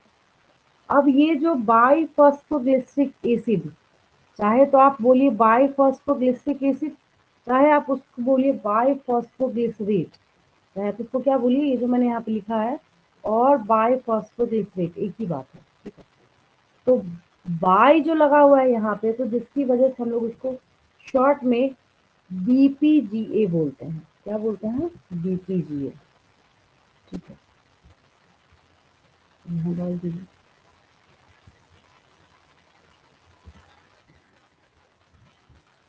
बीपीजीए। चलिए ठीक है।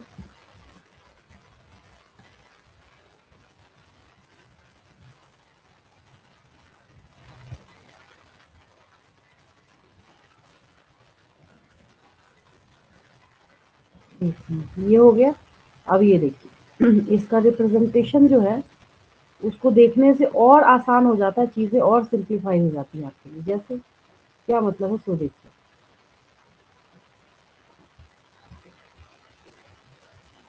अब हम यहाँ पे क्या कर रहे हैं, ये 1,3 बाय फॉस्फोग्लिसरेट में हमने इसको कन्वर्ट किया है। किसमें कन्वर्ट किया हमने? तो अब इसके लिए हम लोग एंजाइम क्या यूज करेंगे, तो देखिए क्योंकि हम यहाँ पे हाइड्रोजन को ऐड कर रहे हैं, हम क्या कर रहे हैं यहाँ पे हाइड्रोजन को ऐड कर रहे हैं।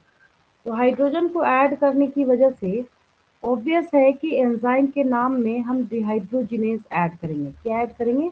डिहाइड्रोजिनेज। जो पूरा प्रोसेस हमने लिखा है उसमें एंजाइम का नाम हम लोग लिखेंगे ग्लिसरल्डिहाइड 3 फॉस्फेट डिहाइड्रोजिनेज। क्या लिखेंगे? Glyceraldehyde 3 phosphate dehydrogenase. ठीक है, पेंसिल से अगर आप बुक में तो हालांकि नहीं करना चाहिए, बट अगर कोई ऐसा स्टूडेंट हो जो मार्क कर रहा हो तो साथ के साथ आप इसको एंजाइम का नेम जो है वहाँ पे लिख सकते हैं, जिससे आपको एग्जाम टाइम के लिए सिंप्लीफाई हो जाएगा। एग्जाम में तो हालांकि एनसीईआरटी के अकॉर्डिंग भी आप बना के आइएगा तब भी कोई दिक्कत नहीं, वो भी सही है। ठीक है, और ये क्रिस्टल क्लियर आपको यहाँ पे दिख ही रहा है कि हम यहाँ पे क्या कर रहे हैं, NAD+ का रिडक्शन करा रहे हैं, क्योंकि हम इसको किसमें कन्वर्ट कर रहे हैं? NADH। एंजाइम नेम बस मैं लिख देती हूँ यहाँ पे।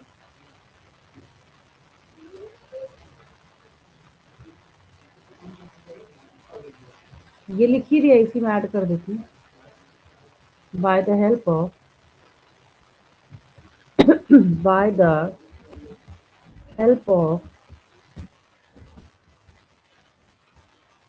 enzyme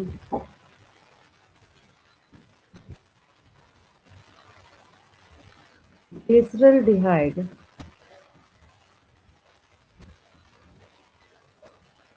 3-phosphate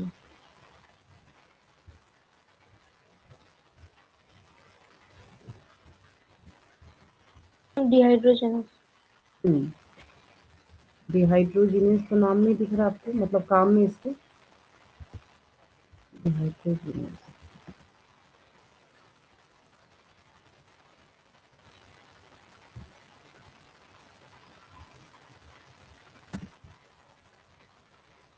तो एक ही साथ सब कुछ आ गया इसमें, इसमें आपको साफ साफ दिख रहा है। रिडक्शन वाला जो है वो भी मैंने ऐड कर ही दिया है इसमें, तो ये हो गया। इस स्टेप में कोई दिक्कत किसी को? ये तो आप खुद से भी लिख सकते हो। ये देखिए, स्टेप में कोई दिक्कत किसी को समझने में?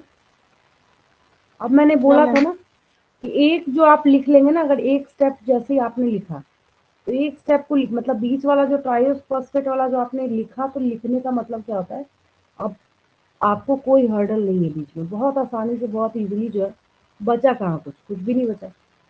तो अब आपको करना क्या है, यहाँ पे जो नेक्स्ट स्टेप आपको यहाँ पे दिख रहा है, तो अब यहाँ पे एटीपी बनेगा जब ये आपको बीपीजीए जो है इसको जब आप कन्वर्ट कीजिएगा फॉस्फोग्लिसरिक एसिड में या फॉस्फोग्लिसरेट में। ठीक है, तो इसकी वजह से यहाँ पे एटीपी का फॉर्मेशन होगा। अभी तक कहीं कोई ऐसा स्टेप नहीं आया था जहाँ पे एटीपी का क्या कर रहे थे, फॉर्मेशन कर रहे थे। अभी पहला एक ऐसा स्टेप आया जहाँ पे आपको क्या दिख रहा है, एटीपी का यहाँ पे फॉर्मेशन हो रहा है। ठीक है, थोड़ा जल्दी करते हैं क्योंकि इसको एटलीस्ट कंप्लीट कर लेते हैं, तो आपको होगा कि नहीं एक टॉपिक जो हमारा है जो इम्पोर्टेंट है उसको हमने कम से कम आज की क्लास में कंप्लीट कर लिया। तो एक क्वेश्चन आप फिर तैयार भी तो कीजिएगा, है ना। चलिए आगे लिखिए।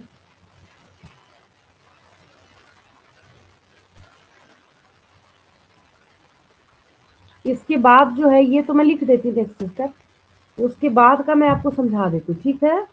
अब समझाने को भी कुछ नहीं बचा है अगर मैं बोलूँ तो। देखिए तो स्टेप 6 में क्या बोला मैंने, जो आपको यहाँ पे नजर आ रहा है एटीपी बनेगा इसमें, यहाँ पे क्या होगा एटीपी जो है बनेगा।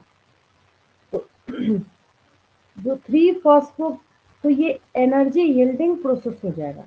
अब एनर्जी देने वाला है तो ऑब्वियस हम उसको क्या बोलेंगे, energy yielding process.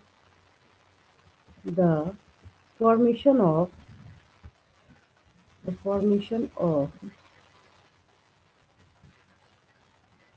Three phosphoglyceric acid, 3 phosphoglyceric acid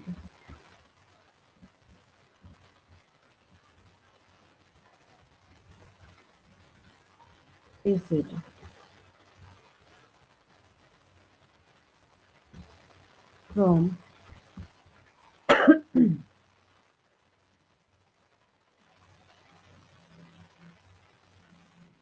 1,3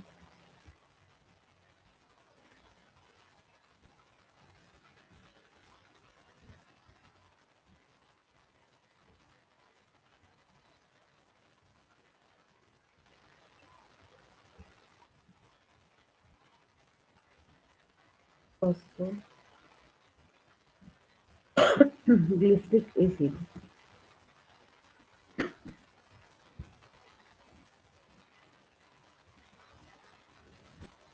is the energy yielding process.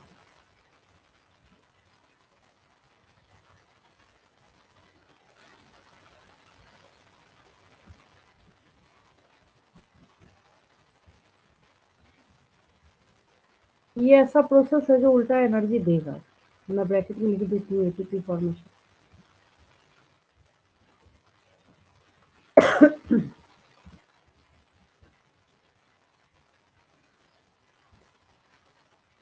ये देखिए, ये जब आप लिखेंगे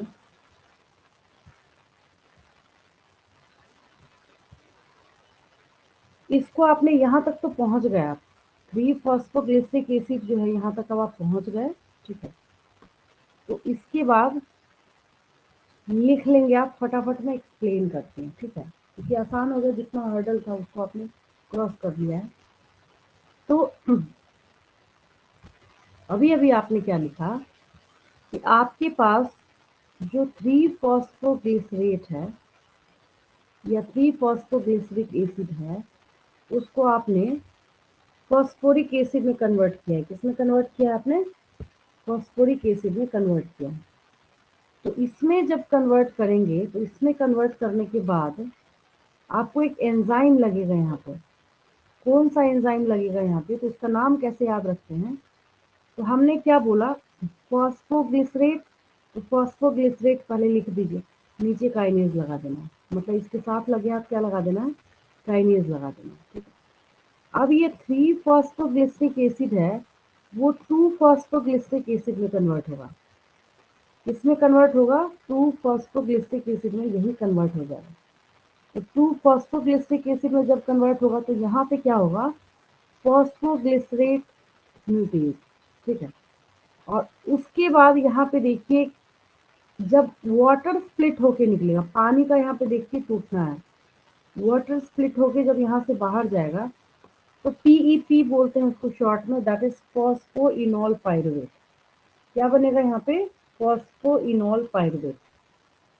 तो फॉस्फोइनॉल पाइरुवेट जब बनेगा तो ये भी एक ऐसा प्रोसेस है जहाँ पे जैसे ही वाटर स्प्लिट होके निकलेगा तो ऑब्वियस है कि इसमें क्या होगा, हाइड्रोजन का नंबर जो है वो कम हो जाएगा। किसी भी चीज़ से कभी भी अगर पानी तोड़ के वाटर को स्प्लिट करके आप निकालते हैं तो वहाँ से क्या होता है, उसका नंबर जो है, हाइड्रोजन का नंबर जो है वो रिड्यूस हो जाता है, ठीक है। बचा हमारे पास पीईपी। अब जो आपके पास फॉस्फोइनॉल पाइरुवेट है, पीईपी के बाद पाइरुवेट ही याद रखना है। बच्चों को मैं ऐसे बोलती हूँ कि बाद वाले जो है वो पाइरुवेट पाइरुवेट याद रखना है। देखिए मैं बताती हूँ क्या बोल रही हूँ। शुरू में आपका क्या चला, अगर शुरू से फटाफट में बताती हूँ आपको। पहले 2 स्टेप में चला है ग्लूकोज ग्लूकोज, पहले 2 स्टेप में क्या चला है, ग्लूकोज ग्लूकोज। उसके बाद चला है यहाँ पे नेक्स्ट जो आप देख रहे हैं, दैट इज सॉरी। उसके बाद यहाँ पे चला है फ्रक्टोज। फ्रक्टोज जैसे ही जो फ्रक्टोज 1,6 बिस्फॉस्फेट आया था, मतलब ट्रिक तो नहीं बोल सकते, एक होता नहीं कि याद करने के लिए हम आसान करते हैं किसी चीज को, मैं वो तरीका आपको बता रही हूँ। उसके बाद आपने क्या देखा, जैसे ही आपने इसको तोड़ा था, 2 ट्रायोज में आपने इसको कन्वर्ट किया, तो ट्रायोज में कन्वर्ट होने के बाद आपने नोटिस करा एक चीज, आप एक चीज नोटिस कीजिए यहाँ पे, फॉस्फोग्लिसरेट, फॉस्फोग्लिसरेट, फॉस्फोग्लिसरेट, ये जो है यहाँ पे फॉस्फोग्लिसरेट, फॉस्फोग्लिसरेट, फॉस्फोग्लिसरेट, तो बार बार यहाँ पे ग्लिसरेट चल रहा है। क्या चल रहा है यहाँ पे? ग्लिसरेट चल रहा है, ठीक है। अब इसके बाद लास्ट में जो 2 बचा यहाँ पे वो पायरुवेट चल रहा है, मतलब मैं याद करने का ट्रिक बता रही हूँ। फिर से बोलूँ, देखिए इसे बताती हूँ मैं क्या बोलती हूँ।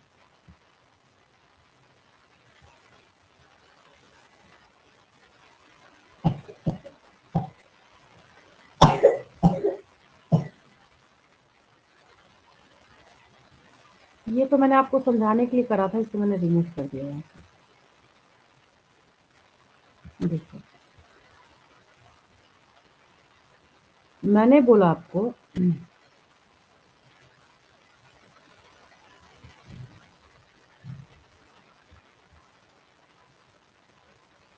कि पहले शुरुआत में चला यहाँ पे ग्लूकोज, ग्लूकोज 2 टाइम्स, फिर 2 टाइम्स चला फ्रक्टोज, फ्रक्टोज। अगर एग्जाम में भूल गए, मैं उसका ट्रिक बता रही हूँ आपको, क्योंकि बच्चे को जब इनिशियल याद होता है तो इनिशियल याद होने के बाद सारी चीजें जो है बच्चा लिख सकता है, ठीक है। तो पहले आपने क्या लिखा? Glucose, glucose. फिर आपने क्या लिखा? Fructose, fructose. फ्रक्टोज 1,6 बिस्फॉस्फेट जो है, आपने इसको जैसे कन्वर्ट किया है ट्रायोस फॉस्फेट में, किसमें कन्वर्ट किया है? ट्रायोस फॉस्फेट में। यहाँ कन्वर्ट करते के साथ जो 2 आपने बनाया था, फिर देखिए सारे स्टेप में क्या चलेगा? Glyceric acid, glyceric acid, glyceric acid, फिर 3 बार चलेगा glyceric acid, glyceric acid, glyceric acid, फिर लास्ट में 2 टाइम्स चलेगा यहाँ पे पायरुवेट। ये बोल रही हूँ मैं, अब आया समझ में? क्या बोला मैंने? Yes ma'am. है ना? मतलब ये एक ट्रिक है कि आपको इस तरीके से क्या करना है, ये सारे स्टेप जो है वो याद रखना है, ठीक है। अब कुछ चीजें हैं जो क्वेश्चन तो मैं नहीं बोल सकती, बट आप ही बताएंगे। देखिए कुछ क्वेश्चंस पूछती हूँ मैं आपसे, फटाफट उसको आंसर करेंगे, मुझे ये भी समझ आ जाएगा किस बच्चे को कहाँ समझ आया, किस बच्चे को कहाँ नहीं समझ आया, ठीक है। ये नीचे वाला रिमूव हो रहा है तो कोई बात नहीं। ये है आपके पास, जैसे यहीं से आपको क्वेश्चन का आंसर करना है। How many ATP are utilised during glycolysis? क्या होगा 2 आपका? ATPs. 2. Very good. And how many ATP are formed during glycolysis? 2. ठीक है। 2. अब एक आपको ना, ये नीट के एग्जाम में क्या होता है, interconversion of this to this, interconversion of this to this, ऐसे करके क्वेश्चन पूछा जाता है। या फिर पहला फॉर्मेट तो ये है, दूसरा फॉर्मेट ये है कि कितने ऐसे रिएक्शन है जिसमें आप NAD को NADH में कन्वर्ट कर रहे हैं। तो 1 2 3 4, तब आंसर हो जाएगा 1, तब आंसर क्या होगा? One step 1। only. हाँ, 1. सिर्फ एक ऐसा स्टेप है जहाँ पे आप क्या कर रहे हैं।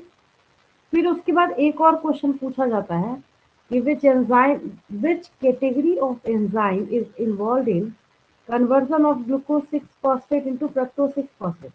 क्योंकि जब मैं आपको बायोमोलिक्यूल्स का चैप्टर पढ़ा रही थी तो मैंने आपको यही एग्जांपल आइसोमेरेज. दिया। हाँ, Isomerase. आइसोमेरेज का समझाने के लिए और सिखाने के लिए मैंने आपको यही एग्जांपल दिया था वहाँ पे।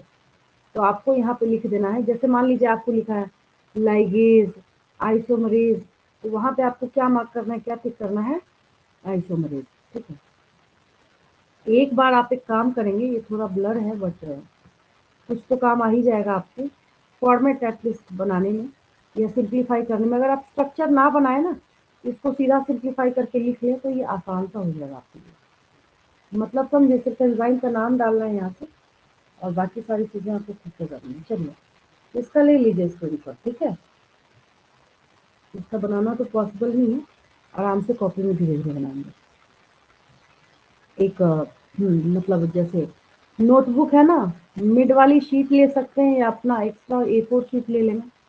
ऊपर से नीचे की सीरीज में बिल्कुल क्रिस्टल क्लियर बनाएंगे इसको। बनाने के बाद हाँ, चीज़ें आपके लिए नई हैं, एंजाइम के नाम न्यू है आपके लिए, सारी चीज़ें इसमें न्यू है।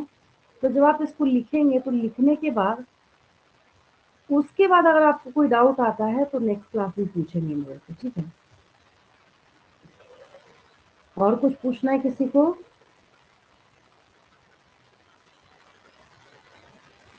और कुछ पूछना है किसी को आज की क्लास नो में? मैम। चलिए ठीक है। इसको प्रिपेयर ऐसा करेंगे जैसे आपको एग्जाम में लिखना है, ठीक है ना? इसको करते हैं और आपको घबराने की जरूरत नहीं है। नेक्स्ट क्लास में ये भी बता देती हूँ, नेक्स्ट क्लास में वापस इसको एक्सप्लेन करूँगी, क्विक रिवीजन करूँगी 5 to 10 मिनट, फिर मैं आगे बढ़ूँगी। क्योंकि ये बेस है, इसके बिना आगे का मैं कुछ आपको समझा नहीं सकती। तो ये एक तरीके से वहाँ पे फाउंडेशन का काम करेगा, ठीक है? तो मैं ये आपको समझाऊंगी, फिर मैं आगे बढ़ूँगी। जो रही कोई कसर होगी वो भी कंप्लीट हो जाएगी, ठीक है? लीव करूँ मैं? Thank you ma'am. Thank you ma'am. Thank you ma'am. Bye ma'am. Good night ma'am. Yes.